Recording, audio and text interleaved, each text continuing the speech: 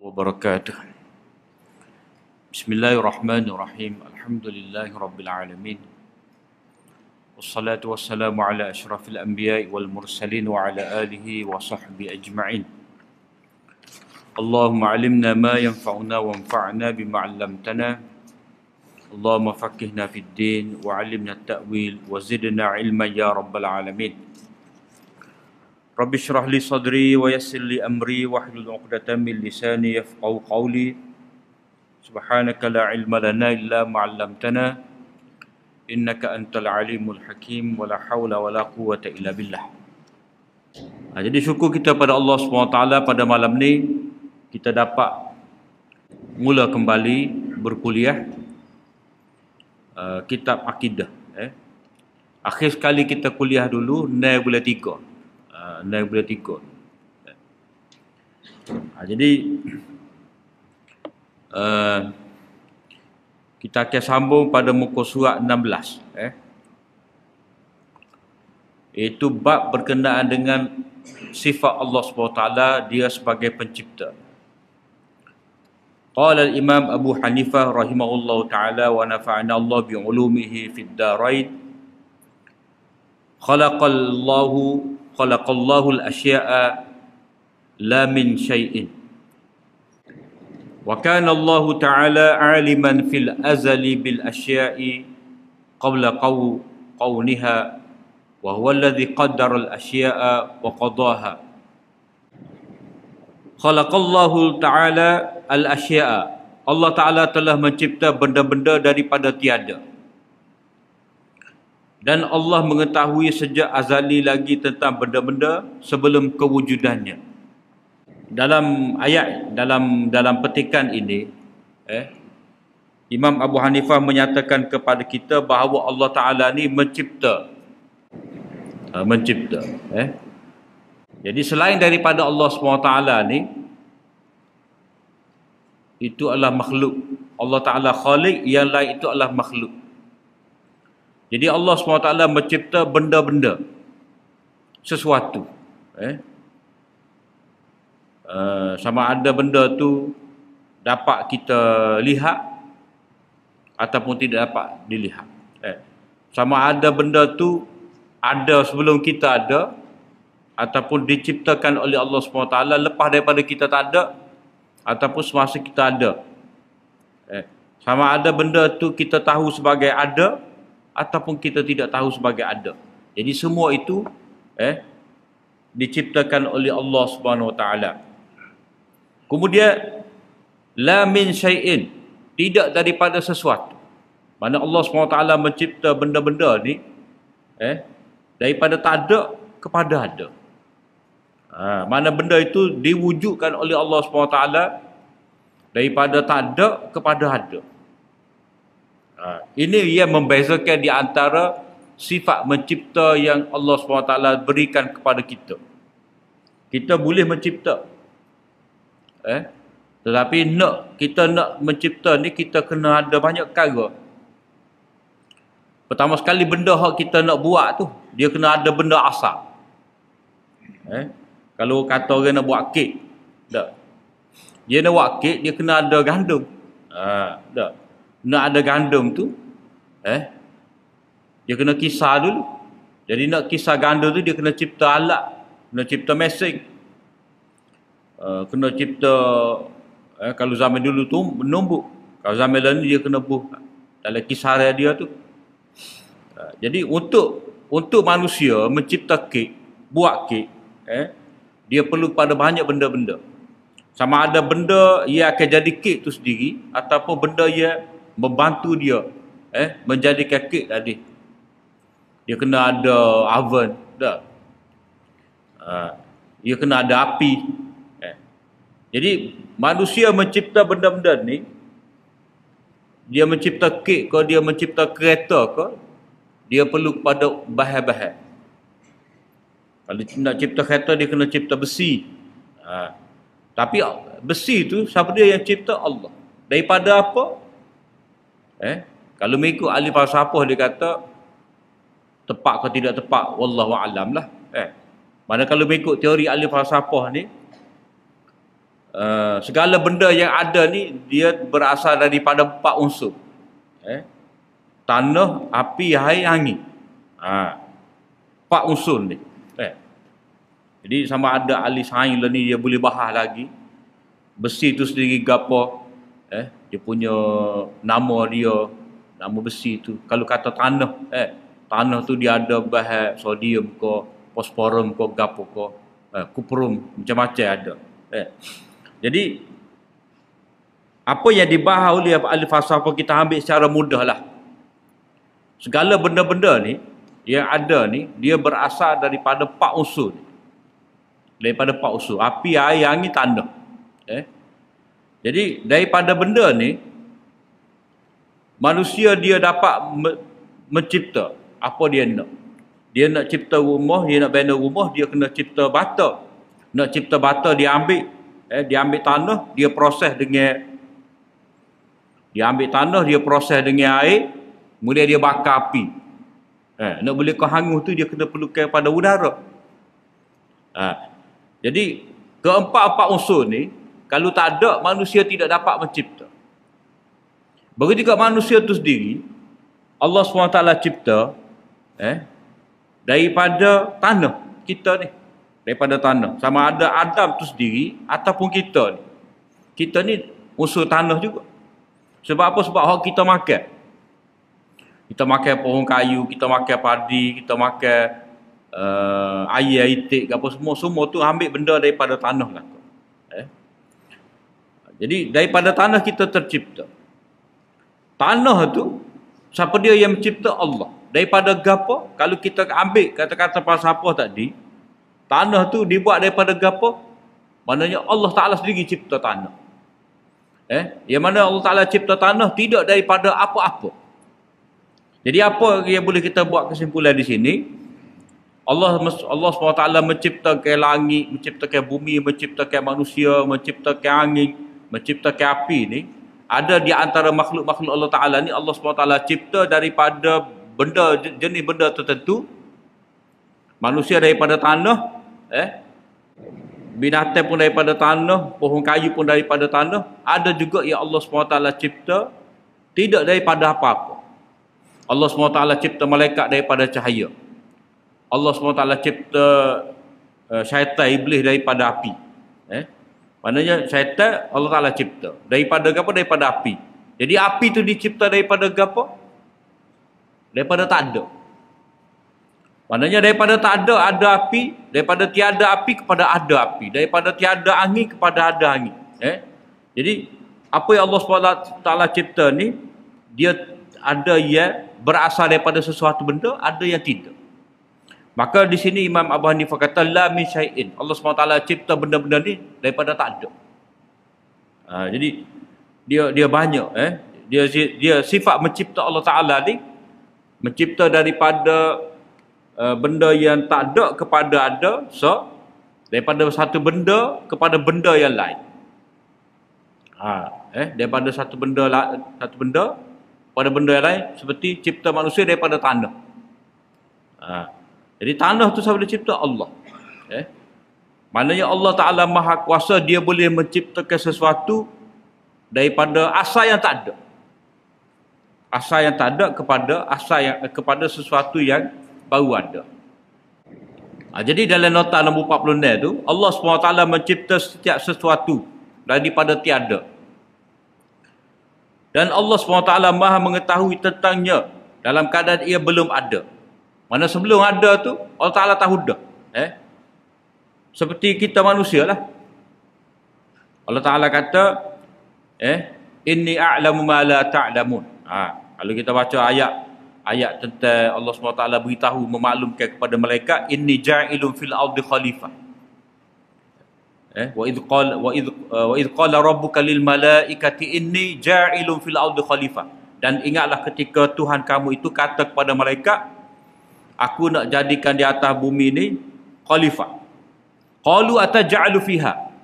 Malaikat tanya, adakah engkau nak ciptakan di atas muka bumi ni man yufsidu fiha, orang yang menumpahkan darah, man yufsidu fiha, orang yang akan melakukan kerosakan dan menumpahkan darah. Allah Ta'ala kata, Qala inni a'lamu ma. Aku ni lebih mengetahui daripada apa yang kamu tahu.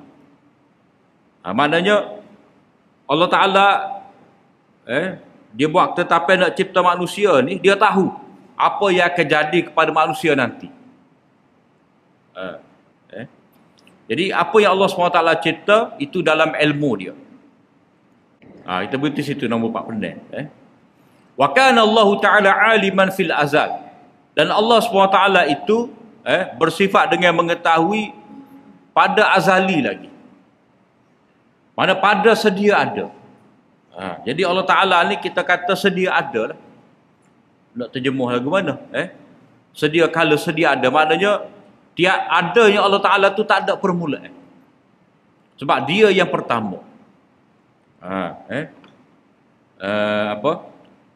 Kita ni hak ada ni dia ada permulaan, ada tarikh lahir, ada tarikh kewujudan. Sejak bila ada. Yang ni sebelum waktu tu dia tak ada. Tapi Allah Ta'ala ni dia memang ada. Tak ada permulaan. Allah Ta'ala kata, Nabi SAW kata kana Allah. Kana Allah. Allah Ta'ala tu ada walam yakun syai'un ma'ah. Tak ada satu pun bersama dengan Allah Ta'ala pada ketika itu. Kemudianlah barulah Allah SWT menciptakan alam ni. Barulah ada makhluk-makhluk. Jadi sejak azali tu maknanya Allah Ta'ala tu maknanya sejak sedia ada dia. Daripada wujud dia tu. Wujud yang kita tidak dapat fikirkan.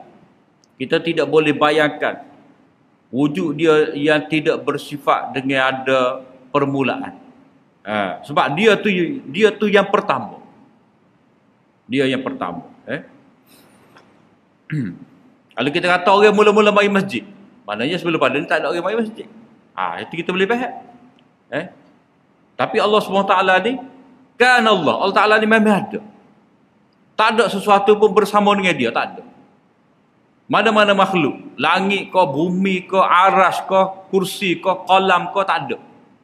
Lepas itulah baru Allah Ta'ala cipta. Jadi Allah Ta'ala mengetahui sejak azali lagi tentang benda-benda sebelum kewujudannya lagi. Mana kalau ada baru tahu, itu orang panggil, sebelum ni Allah Ta'ala tak tahu, ada tu baru tahu. Itu salah. Maknanya kalau kita kata, saya tak tahu, baru tahu hari ni. Kepada kita boleh. Baru tahu. Kalau kita baru tahu. Bagi Allah SWT tidak ada sesuatu yang terluput daripada ilmu dia. Semua tu dalam ilmu Allah Ta'ala. Sama ada benda sekarang ni, benda lepas, benda akan datang. Dia tak ada nisbah zaman bagi Allah Ta'ala. Sebab zaman masa ni dia cipta. Bila Allah SWT cipta masa, maknanya dia tidak terikat dengan seperti kita. Kita hak akan datang kita tidak tahu. Sehinggalah kita diberitahu. Jadi Allah SWT cipta makhluk ni memang dia tahu. Tidak kata lepas dia cipta tu baru tahu. Betul malaikat oyak kat aku. Tak ada. Tidak lagu tu.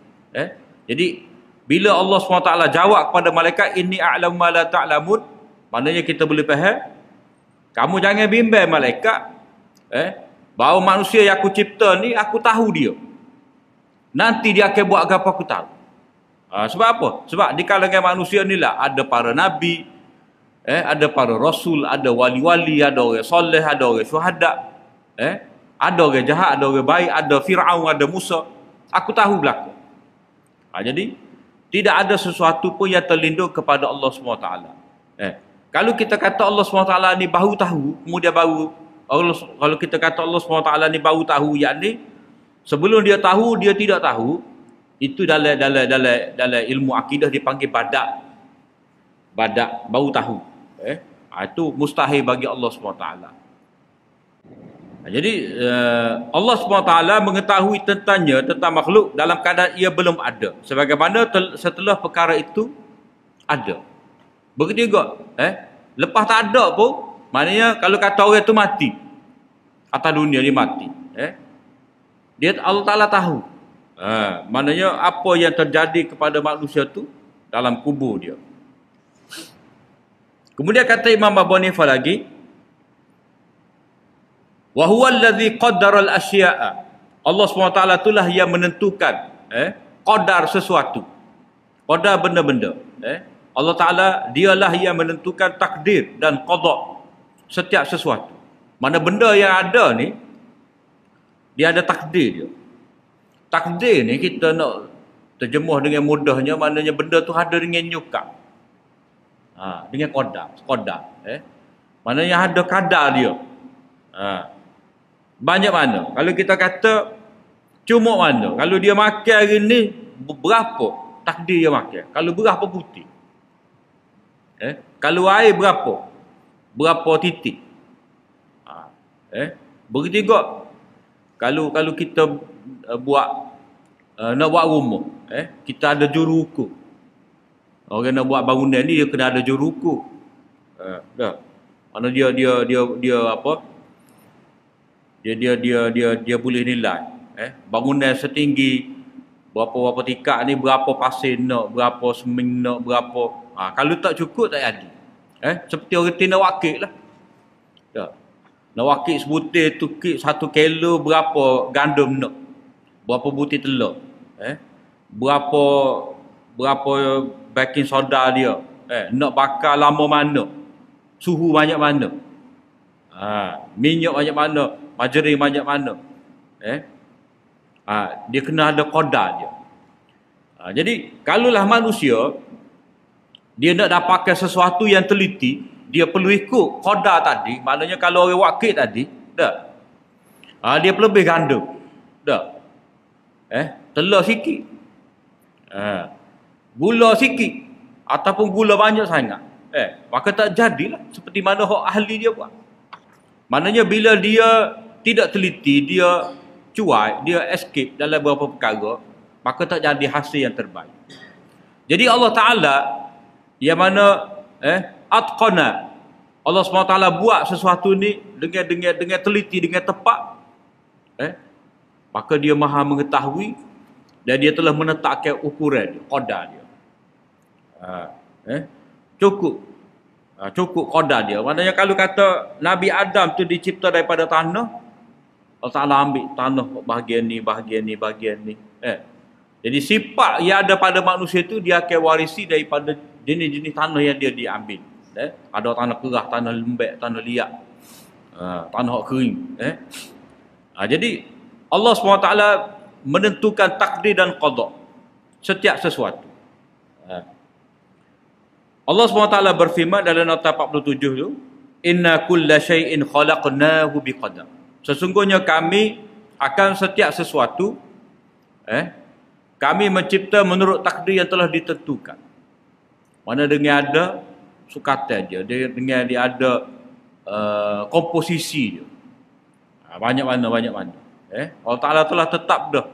Orang ni, katalah, takdir dia ni umur 70 tahun. Dah. 70 tahun. Kalau dia ambil darah, cek di kesihatan, dah. Dalam analisis tu dia boleh analisis.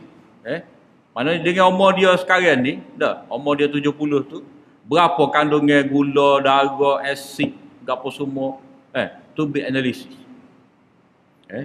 Mana kalau lebih tu maknanya telah lari lah daripada hak Allah Ta'ala buat hak asal. Dia kena cukup. Jadi Allah SWT cipta manusia, ada tu hak dia perlu.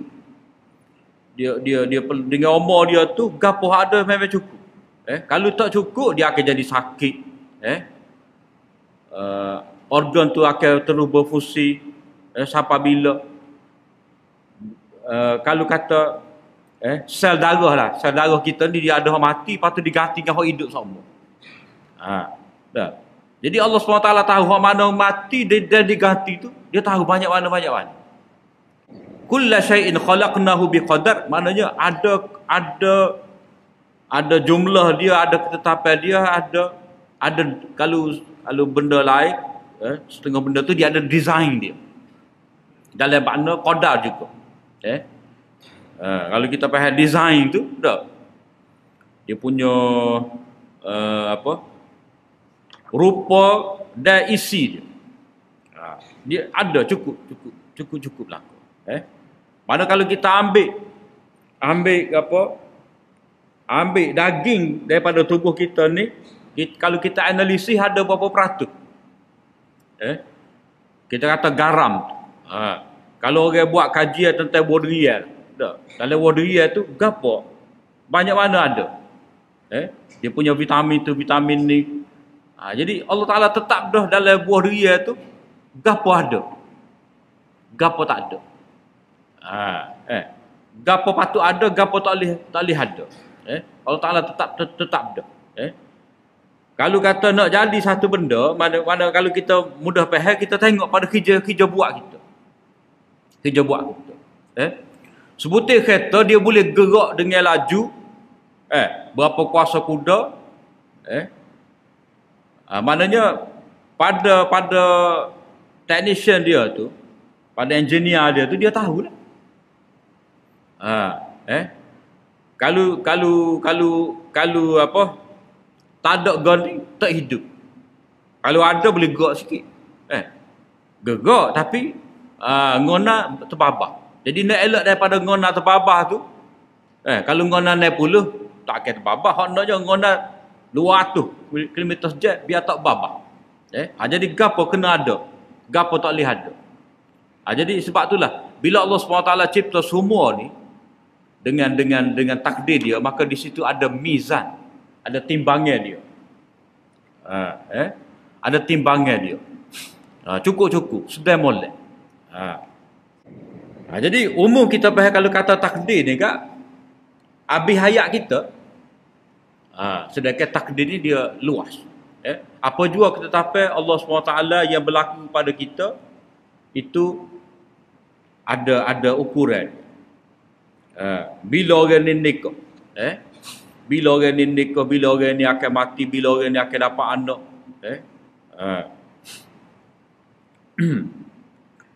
Begitu juga satu hujan. Walaupun kita boleh buat ramalan cuaca, hanya tahu boleh buat ramalan je. Memang tepat setengah tu. Tapi dalam ilmu Allah Ta'ala lebih banyak lagi. Hujan ni akan sini berapa titik akan turun. Daripada hujan ni gapo? Kalau kata menumbuhkan pokok atau tidak? Menyuburkan tanah ataupun tidak? Menyebabkan banjir ataupun tidak? Meresak tu dalam tanah sampai tahap mana? Dalam jangka masa lama mana? Takdir dan qada. Biasanya ulama menterjemah takdir ni maknanya ketetapan Allah SWT dari segi ilmu dia. Maknanya yang tersurat di Lauh Mahfuz. Adapun qada ni pelaksanaan kepada takdir tadi. Qada. Maknanya takdir ni maknanya Allah SWT telah tetapkan sekian. Kemudian bila dia tetap dengan ilmu dia tu, dengan kehendak dia, terjadi pada kenyataan, itu dipanggil qada. Jadi kita kena percaya bila mana benda tu sudah berlaku pada kita, yang ni qada, maknanya ini terdahulu tentang keputusan Allah Ta'ala, ketetapan dia. Contoh kita kata, kita sepak, kita jatuh lubang, kita bawa kereta jatuh dari lubang. Jadi jatuh dari lubang tu benda yang telah terjadi kepada kita, kita kata qada. Terjadi. Jadi terjadi ni, yang ni mengikut yang telah tertulis di Lauh Mahfuz. Yang tertulis di Lauh Mahfuz itulah takdir. Benda yang kita kata, contoh kita kata, dalam ilmu Allah Ta'ala, dalam ketetapan dia, kita ni akan balik makan nasi. Balik makan nasi. Kalau kata balik makan nasi, nasi lemuk, berapa puluh ekor ikan bilik. Jadi benda tu sekarang ni disebut pada sekarang ni terjadi ke tidak lagi? Tidak terjadi lagi. Tapi sudah ada ketetapan. Kita balik tu makan nasi itulah. Sesah sepinggan. Maknanya telah terjadi takdir tadi. Jadi sebab itulah setengah ulama kata al-qadru binisbati ilal ilmi wal qada'u binisbati ilal fi'li. Maknanya apa yang terjadi itu adalah perbuatan Allah Taala. Allah Taala cipta. Wala yakunu fid dunya wala fil akhirah syai'un illa bi masyiatihi wa ilmihi wa qada'ihi wa qadarihi. Tidak ada sesuatu di dunia dan di akhirat, tidak ada sesuatu di dunia maupun di akhirat kecuali ada dengan kehendaknya. Maknanya hak bagi nak, bagi Allah Taala nak, bagi itulah jadi. Bila innama amruhu idza arada syai'an ay yaqula lahu kun fayakun. Jadi kun itu menggambarkan kepada apa? Kehendak dia. Yakun ada, itu menggambarkan kepada Allah Taala mencipta. Innama amru, sebenarnya urusan Allah Taala ni bila dia nak sesuatu, dia kata kun, jadi, fayakun, maka ada, jadilah. Jadi semua ni urusan Allah Taala. Innama amruhu, sesungguhnya urusan dia. Semua ni urusan Allah Taala. Allah SWT ni dalam surah Ar-Rahman tu kita baca, kulla yaumin huwa fi sya'n. Allah SWT ni sibuk semacam. Sibuk. Dan setiap waktu dia dengan urusan dia. Mana dia cara pada makhluk dia. Itu panggil Rabbul Alamin. Itulah hak kita kata sifat qayyum dia tu. Allahu la ilaha illa huwal hayyul qayyum. Makna dia tegak berdiri mengurus makhluk-makhluk dia. Jadi urusan Allah Taala ni, mana urusan mencipta, urusan menghidup, urusan mematikan, urusan memberi rezeki, urusan memuliakan, urusan menghina, urusan semua benda, itu adalah urusan Allah SWT. Jadi hak dia nak, hak dia buat tu, itu adalah kehendak dia. Jadi di sini Imam Abu Hanifah kata, tidak ada sesuatu di dunia dan di akhirat kecuali ada dengan kehendaknya. Maka tak ada lah orang panggil sebagai benda kebetulan. Tak ada. Terjadi dengan kebetulan, apatah lagi benda tu terjadi di luar daripada kehendak Allah Ta'ala. Tidak mungkin. Sebab benda yang ada ni, dia ada dengan kehendak Allah Ta'ala. Ilmu dia. Kalau kata benda tu ada di luar pengetahuan Allah SWT, itu menandakan sifat lemah, sifat jahil.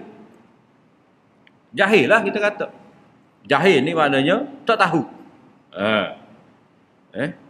Jahil ni maknanya kita tidak tahu hakikat satu benda, itu panggil jahil. Jadi benda yang ada ni Allah SWT ciptakan dengan kehendak dia, dengan ilmu dia. Kalau manusia dia nak cipta sesuatu, dia kena ada ilmu. Dia kena ada ilmu. Kalau dia buat cipta sesuatu jadi, kalau kata manusia dia buat satu benda tanpa ilmu tapi jadi juga. Tapi bila nak ulas mula, belum tentu dapat buat seperti mana dia buat tadi. Tahu-tahu jadi. Kita bubu tubik warna ni. Dah katalah kita beli cat. Dah.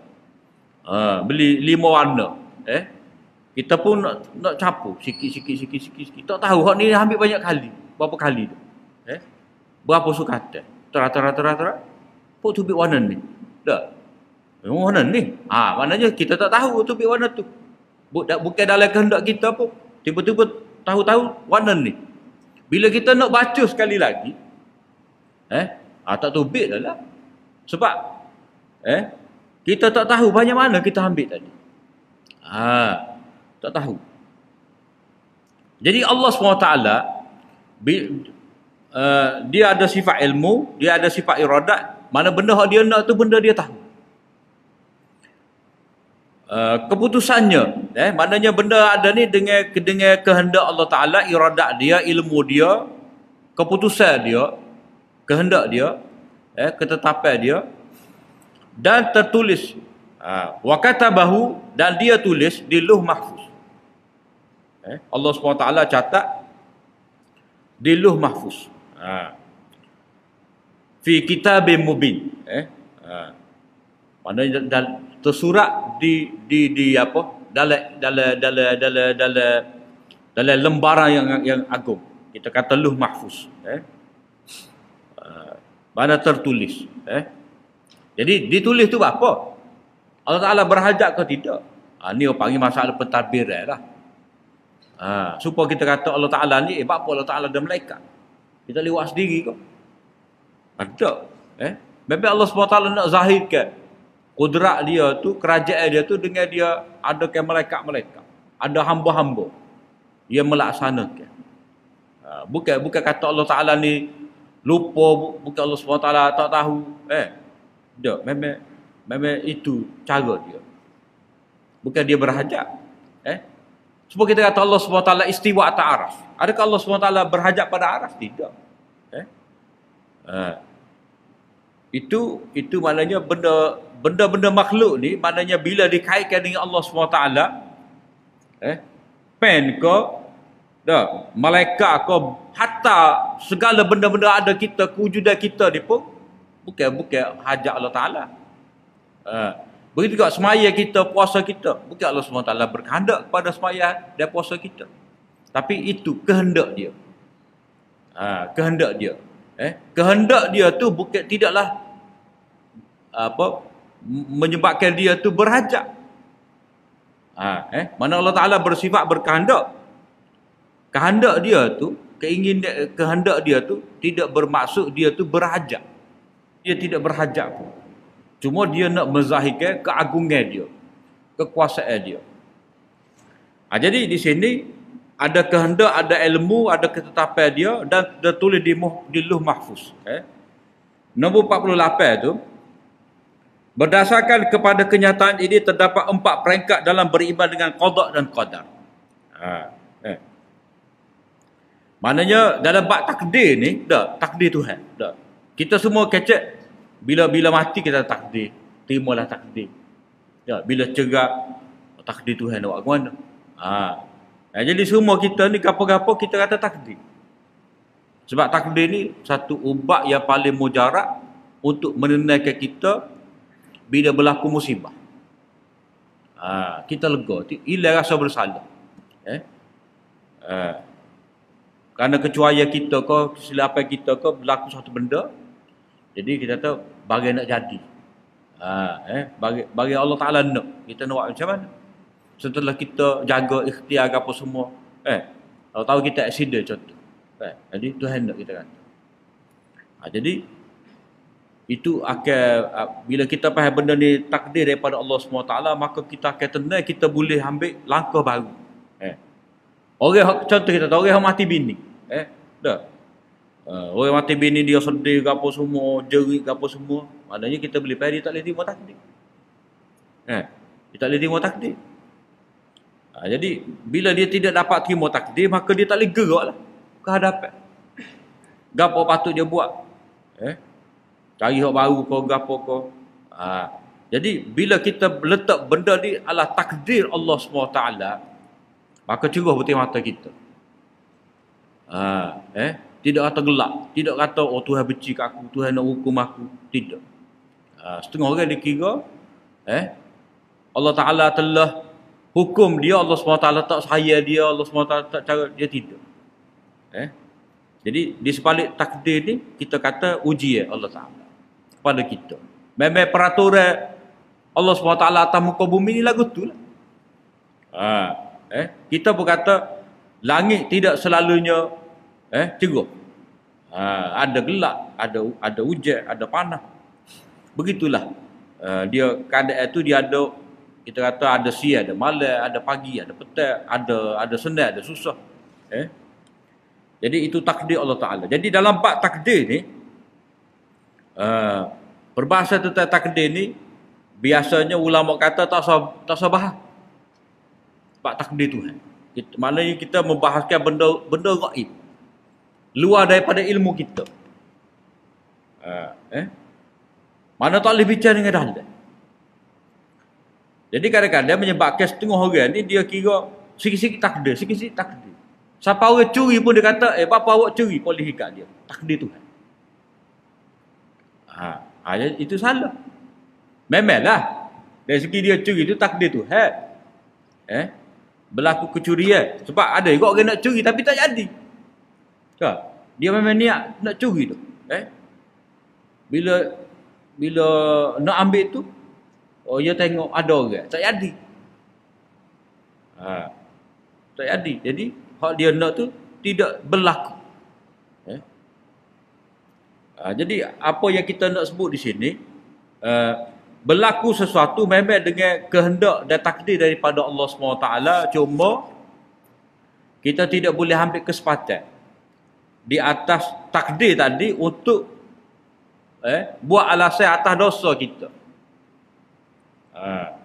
Buat alasan untuk buat dosa. Maknanya biasanya ahli maksiat lah. Ahli maksiat ni kalau tanya dia buat apa curi, dia kata takdir Tuhan. Takdir Tuhan. Kalau kata kepada penzina, dia kata takdir Tuhan juga. Jadi benda tu memang betul. Betul dari segi akidah. Tapi kita kena tengok lepas pada tu. Lepas pada tu. Orang beriman, ada dia kata, saya ni kalau tanya dia apa awak zina, tak suka awak boleh zina. Dia kata takdir Tuhan, awak lagu mana? Jadi kita kena tengok lepas pada tu dia berzina lagi ke tidak. Kalau dia berzina lagi, maknanya alasan dia tadi memang salah. Dia buat alasan dengan takdir Tuhan. Tetapi orang ia jaga agama dia, tiba-tiba berlaku maksiat, dan dia kata ni takdir Tuhan, dia beki, itu hak sebetul. Maknanya benda tu nuak gua, benda terjadi. Macam kita kata kita baca dalam hadis-hadis Nabi, zaman sahabat dulu ada sahabat yang berzina kan. Kita tak faham ni kata, macam mana demo ni boleh zina? Kita kata takdir Tuhan. Cuma demo tu mari serah diri kepada Nabi untuk minta dihukum. Tidak kata lepas daripada sekali-sekali, pas sekali-sekali. Tidak. Itu maknanya buat alasan nak menjadikan maksiat sebagai menjadikan takdir dengan alasan untuk buat maksiat. Tu salah. Orang beriman dia tidak sunyi daripada kesilapan, dan bila berlaku kesilapan dia menyesal, dia bertaubat, dia tidak buat, itu hak betul. Kadang-kadang ada juga orang yang baik dia tidak dapat menerima dia buat maksiat. Ada. Menyebabkan dia lekat situ. Dia lekat situ. Maknanya dia apa? Dia mari aku semaya tapi zina. Tapi curi. Lepas tu dia pun zina tak wadah tapi tak semaya.